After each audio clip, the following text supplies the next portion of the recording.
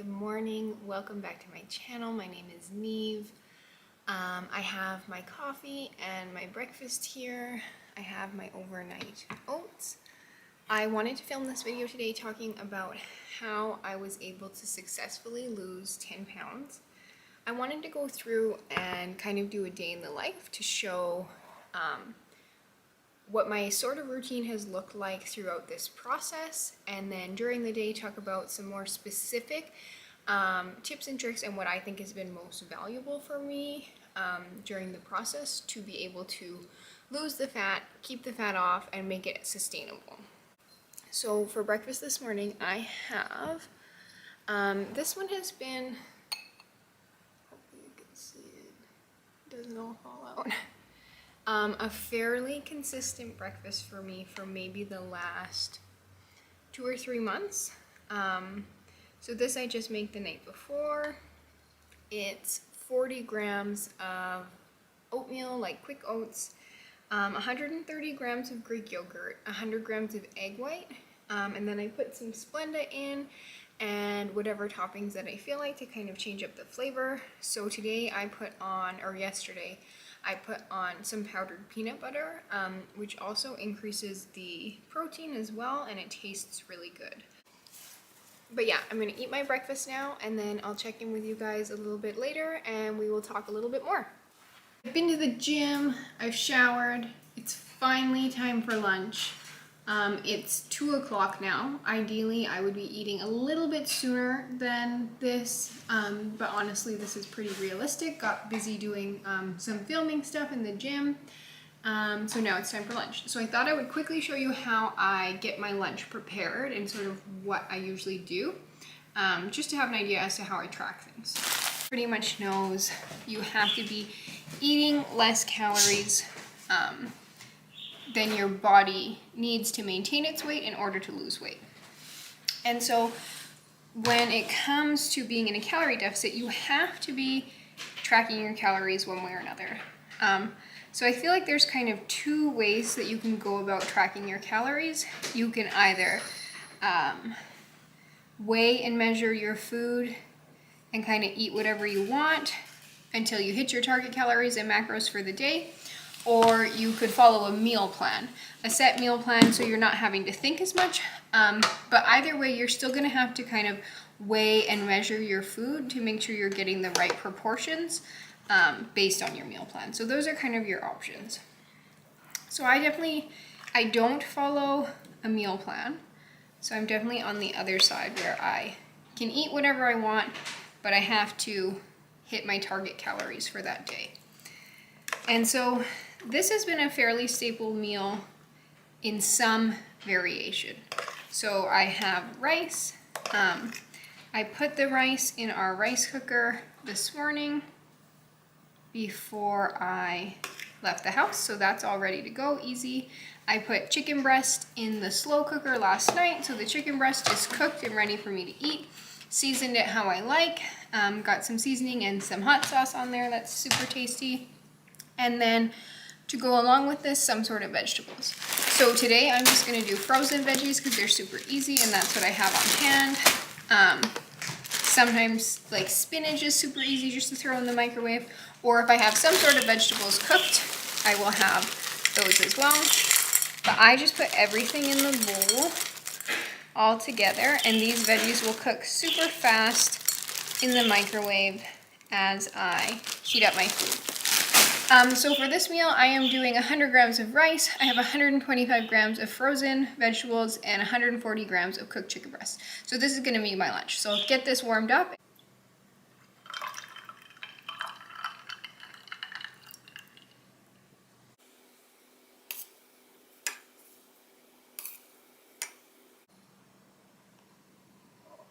I made myself an iced coffee, and I thought I would sit down and try to go over what I wanted to discuss in this video to begin with, which is how I was able to lose 10 pounds of fat this year. So let's talk about that. Pretty much from May until September is when I've actually been losing fat and in a deficit and seeing a change in my body composition and the weight on the scale. So I have been through this process several times. And I wanted this to be a time that was successful and sustainable for me. I want to change my body composition purely for the reason of seeing changes in my physique. I really want to see definition in my muscle. I want to build muscle. I want to have a feminine and muscular and just a physique that I really admire. So that's been my overall motivation, as well as when I am living a healthy lifestyle and I'm eating healthy and I'm exercising regularly and I'm making progress and just having a goal to work towards is when I'm feeling my best. When I'm just kind of going out throughout my life unsure of what I'm doing, eating whatever I feel like, exercising just randomly, I don't feel my best. So this is about feeling my best as well as looking my best. So that was my goal this time around, and that's what sort of motivated me throughout this process. Here are the things that I think were the most beneficial for me and would hopefully be helpful for you if you're looking to lose fat or even just to lose those last 10 pounds. I think these are some helpful tips. So my first one was to find a more accurate estimate of my maintenance calories. I think most of us overestimate our activity level. So you can go online and use a calculator to figure out your maintenance calories, and it's going to ask for your activity level. And I felt often that I was like above average activity level. I felt like I was working out every day. So I would tend to overestimate my activity level. Also, I've sort of developed this fear of like eating too low calories. I think you see that a lot on the internet right now, is people want to keep their calories really high, and that makes sense. In some ways, it's frustrating when you're trying to lose weight and you're tracking everything, but you're not tracking in a deficit. It feels like you're doing all the right things, but you're not getting any results. So I do think it's important to come up with an accurate estimate of your maintenance calories. And for myself, what I found to be the easiest and the most beneficial place to start is just body weight times 13 for normal activity and times 15 if you're fairly active. I would say in reality, most of us probably fit into that times 13 range unless your job requires you to do physical activity throughout the day. Myself, I work as a nurse. I would like to think that I'm very physically active at work, but in reality, it's often a struggle for me to reach a 10,000 calorie step goal. And so I think if you're struggling to hit a 10,000 step goal day to day. So if you're struggling to hit 10,000 steps a day, likely you could stick to that times 13 range. Whereas my boyfriend works as a coach, easily gets 20,000 steps every single day. So his just normal amount of physical activity throughout the day is a lot higher. So for myself, I took my body weight, I times it by 13, and that gave me a more realistic maintenance calories to start at. With that information, I realized I really wasn't eating in a deficit whatsoever. So that's kind of where I needed to start from. And I found that really motivating because when I started eating in a deficit from that point, I started seeing results quite quickly. So I found that that was helpful to start with a more accurate idea of what your maintenance calories are and not to incredibly overestimate your daily activity.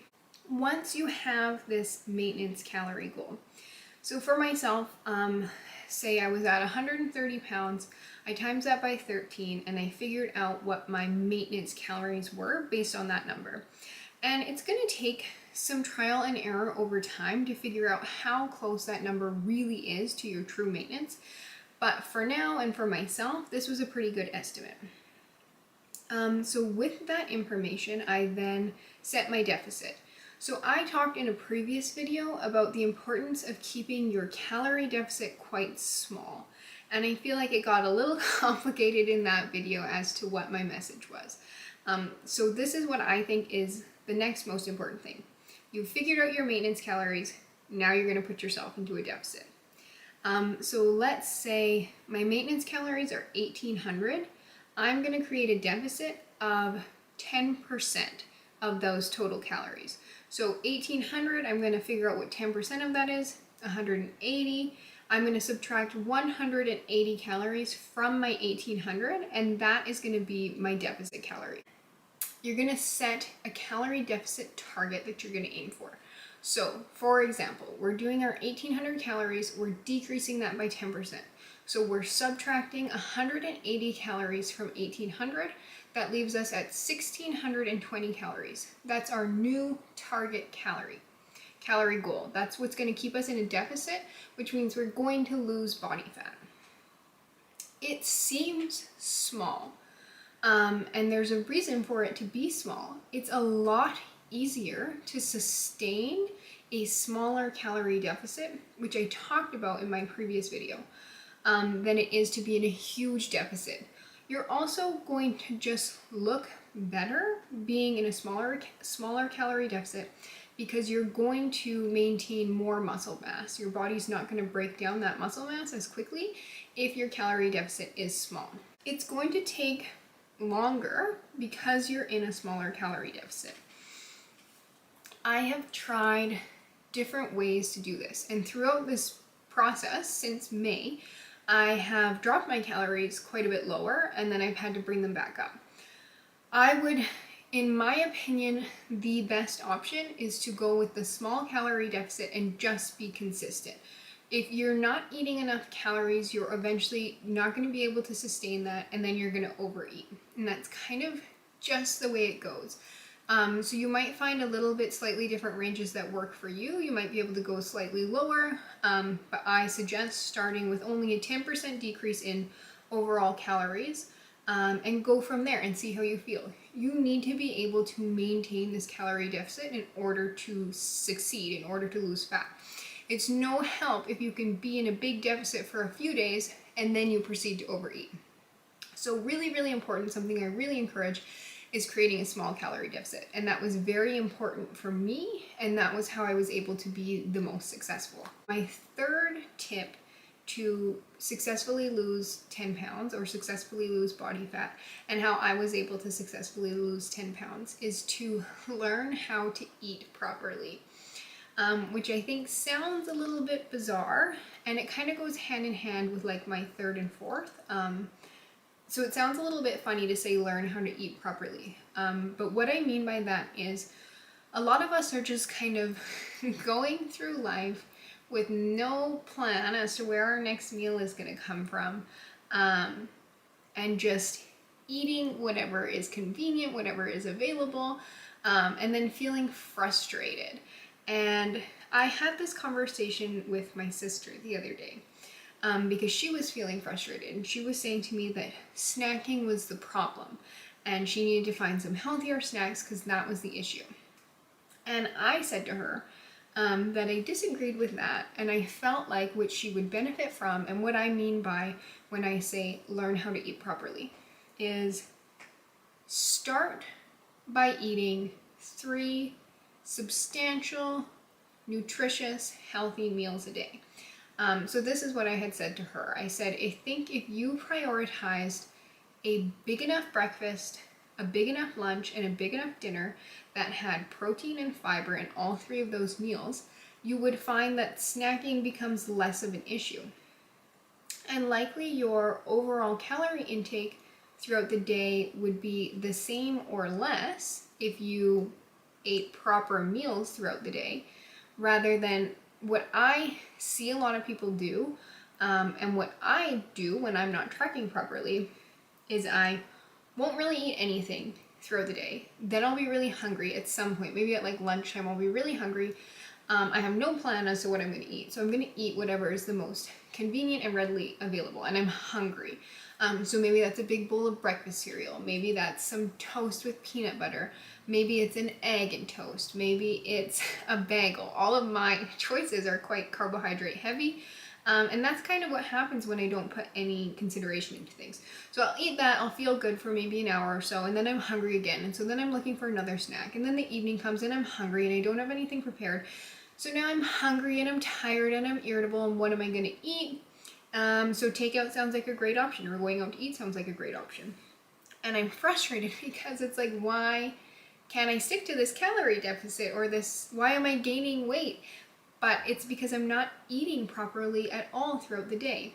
So what I suggest is learning how to eat properly. So once you have this calorie deficit target, it's important to come up with a way that you're going to know how much you're eating and figure out how you're going to stick to this target of calories. So I feel like, and I touched on this briefly as I prepared my lunch, your options are pretty much to track your calories and your macros and do flexible dieting, or come up with a meal plan that hits your target calories and macros that you're going to continue to follow. All of these require you to weigh and measure your food. Once you do that, maybe for a significant amount of time, you can estimate a little bit better. You don't have to be super rigid, but you need to know roughly how much you're eating throughout the day. Have found to be beneficial has been eating a minimum of breakfast, lunch, and dinner, and a snack. Prioritizing, again, those meals, and it could even be breakfast, lunch, snack, and dinner, but they're all meal-sized portions. And within those meals, having definitely protein at every single meal, and then some vegetables, some fiber, some carbohydrates for sure, some fats for sure. Those are pretty easy to fit in, to find, and to prepare. It's your protein that you have to work to include. So learn to eat properly. Start eating consistent meals throughout the day that have enough calories in them, enough protein in them to sustain you throughout the day. And it will be easier to stick to your target calories than it will be to eat nothing and then you're gonna binge. And that's kind of just the reality. Is if you expect yourself to eat too little for a too long amount of time, you're eventually not gonna be able to maintain that, and that's what leads to binging. You binge and then you feel crappy afterwards, and so then you decide, okay, I'm going to eat less tomorrow, and then that binge and restrict cycle is born, and it can be very hard to get out of that cycle. So I suggest take your deficit calories and now figure out what your meals are going to be that are going to allow you to meet those targets and make you feel good. And I think the reality is you have to do some planning and you have to do some preparing. It doesn't have to be complicated, but it does take a little bit of effort. So like I showed you in the lunch I made today, I had my breakfast, I had my overnight oats, those were ready to go. And that was a good meal. It had a substantial amount of calories, it had carbohydrates, and it had protein in it. So that was perfect. Done. I knew that after my workout, I was going to need something to eat. So I had my chicken breast cooked, seasoned to a way that I enjoy. It tastes really good. It's prepared. I had my rice cooked and ready to go. And I knew I had frozen veggies I could toss into my bowl and microwave. So with a little bit of planning, I was able to have my lunch ready today in 5 minutes, ready to eat. That was a substantial and fulfilling meal that's going to keep me full until I'm ready for my next meal. But I've taken a little bit of time to plan for what my needs are and prepare for that. And so for everybody, it's going to be different. Maybe that means you're doing meal prep twice a week. Maybe you're batch cooking some proteins. Maybe you're just bulk cooking every night. Whatever you have for dinner, you double it so you have lunch. Maybe you have a few staples, and this I think is really helpful to have a few staples that really don't require much cooking. So for me, your Greek yogurt and your cottage cheese, both super high in protein, easy to throw some fruit in there, maybe some nut butter in there, but easy to quickly whip together a meal with no cooking required. But come up with a few staples and figure out how you are going to prepare yourself to be able to stick to your calorie deficit, because it does take some effort.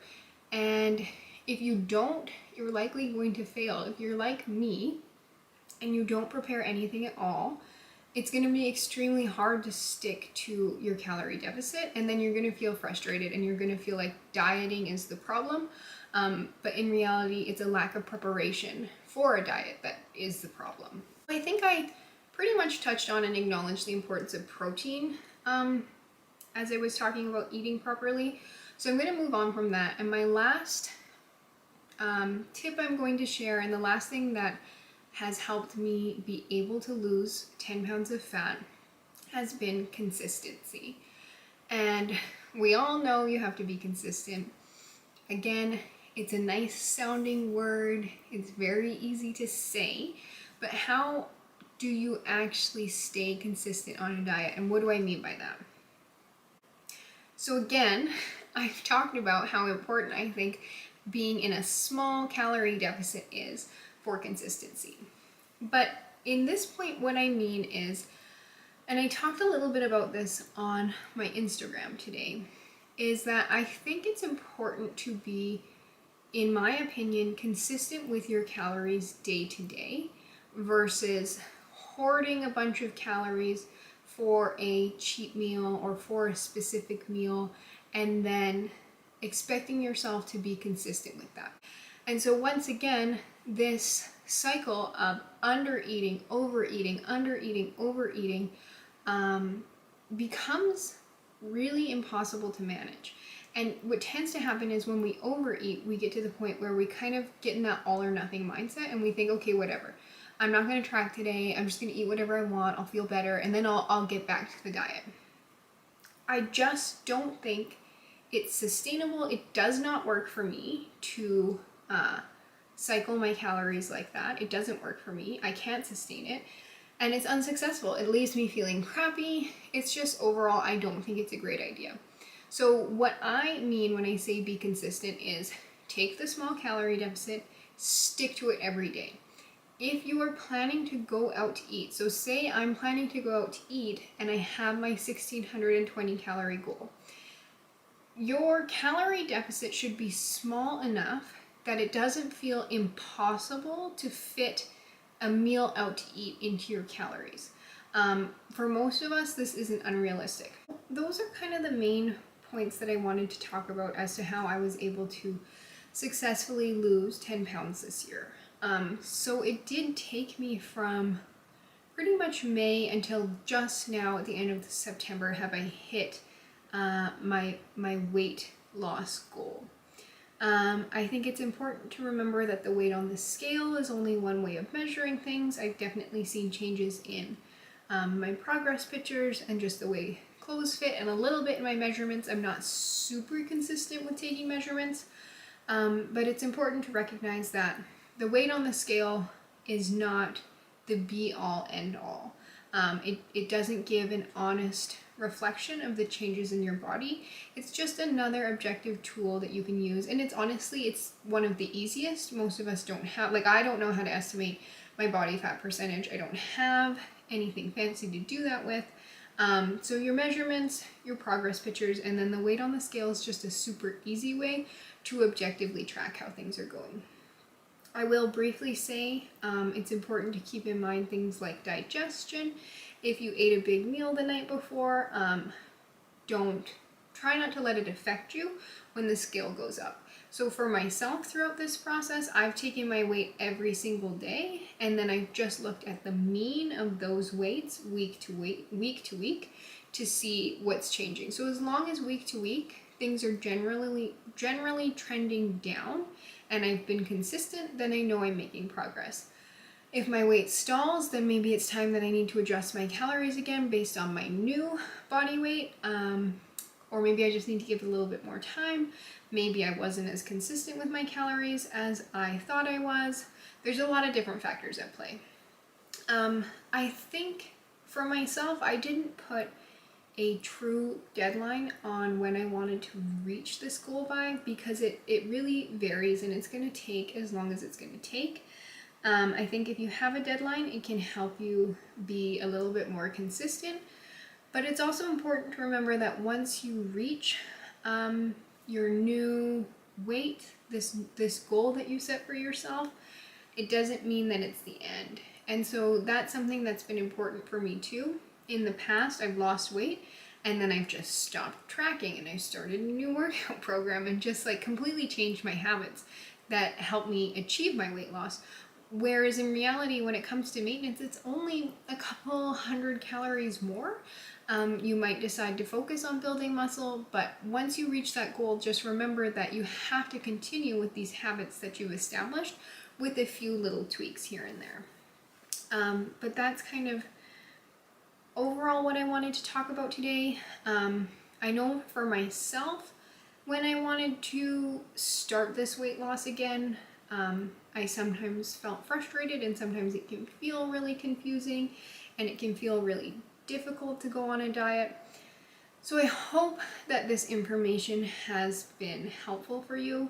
Obviously, you can kind of tell based off of the things that I spoke about today that I do think diet and calories are of the most importance. I would say your workouts don't really change. My workouts didn't change immensely. My running really decreased though. As I was in a calorie deficit, I pretty much stopped running altogether this summer. Mostly just out of personal preference. I really prioritized my resistance training because that's what I enjoy. And that's what I want from my physique, is I want to build muscle mass. I want definition in my muscles. So that's how I was training.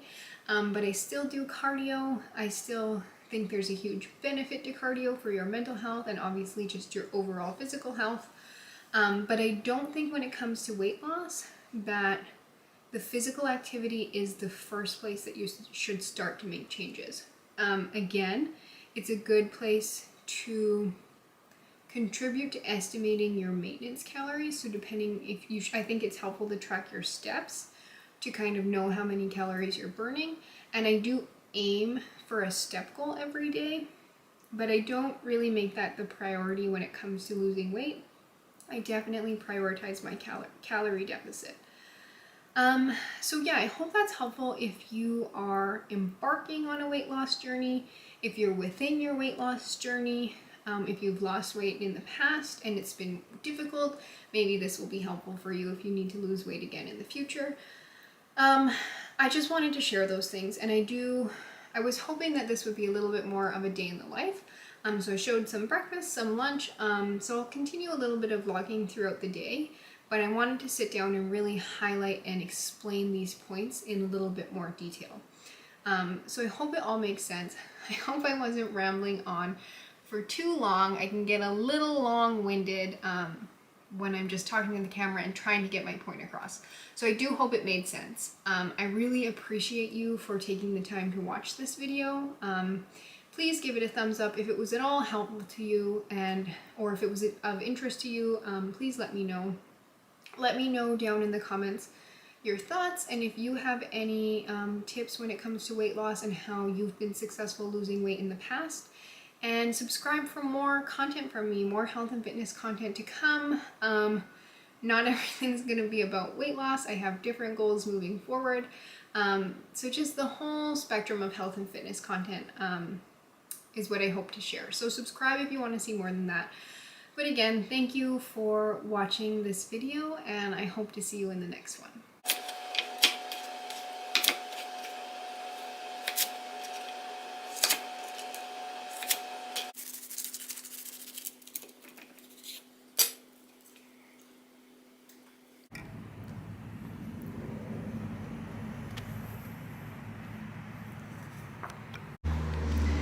Just finishing off some steps for this evening. I like to get around 10 to 12,000 steps a day, but in like the summertime and the fall, the weather's really nice right now, so it's just nice to get out for a walk in the evening time. Johnny's here. The fall colors are really beautiful right now, but the sun has kind of already set, so you can't really see anything. But I'm gonna finish off some steps and then go home, eat some dessert, and watch some more Netflix for the evening. That's pretty much gonna be it.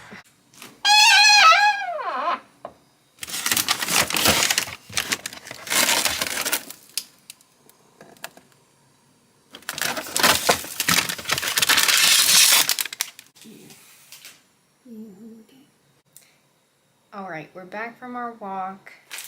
I have my ice cream bar here. I'm gonna go eat this, sit on the couch and relax. I think I'm ending off today at about 15,000 steps. It's almost 9 o'clock now. So I'm just gonna kind of wind down for the day, watch some Netflix, and then get ready for bed and hopefully get a good night's sleep. So I'm gonna wrap up this video here. Thank you so much for watching. I appreciate anybody who's taken the time to watch this entire video. This cat would like to steal my bar. So I should get going and go eat this. So thank you to all of you for watching this video. I hope you found it helpful. Please give it a thumbs up if you enjoyed it and subscribe for more content. I can't wait to see you in the next video. Keep chasing your goals.